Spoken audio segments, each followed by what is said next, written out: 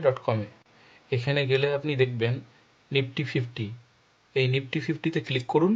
Click করলে একটা window খুলবে, যে উইন্ডোতে আপনাকে সার্চ করতে হবে টপ গেনার আর টপ লুজার। এখানে প্রথম 5টা দেখাবে স্টক যেটা টপ গেনার লিস্টে আছে।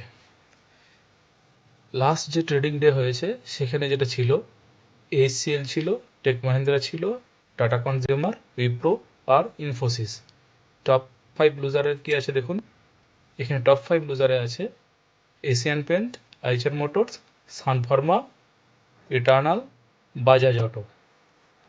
এবার যেটা করতে হবে, এই 5টা স্টক যারা টপ গেনারে ছিল আর এই 5টা স্টক যারা টপ লুজারে আছে, এই স্টক কটাকে আপনার যে ডিম্যাট অ্যাকাউন্ট আছে সেই ডিম্যাট অ্যাকাউন্টে যাবেন এবং তার ওয়াচ লিস্টে অ্যাড করবেন।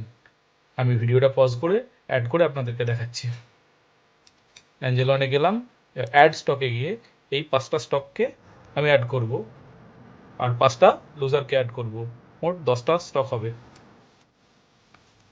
এখন যদি আপনারা দেখেন, আমরা প্রথম যে 5টা টপ গেনার স্টক ছিল, যেটা হচ্ছে ACL, tech Mahindra, Tata consumer, Wipro আর ইনফোসিস, সেগুলোকেও আমরা অ্যাড করেছি।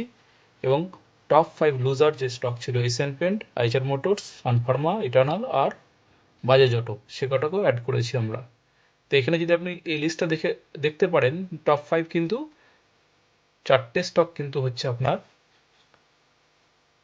আইটি সেক্টরের স্টক এবং সে কটা বুলিশ রয়েছে। এবার আমরা যেটা অ্যাড করব, আমরা এই যে এফএক্স আছে মানে ফাংশনালিটিস, এখান থেকে আমরা অ্যাড করব মুভিং এভারেজ এক্সপোনেনশিয়াল। এটা অ্যাড করলে এইভাবে আসবে এবং এখানে এগুলো এডিট করে করে আমরা যেটা করব, ইএমএগুলোকে আমরা চেঞ্জ করবো। এটা অলরেডি আমার করা আছে, তো কীভাবে করতে হয় আমি আপনাদের দেখিয়ে দিচ্ছি।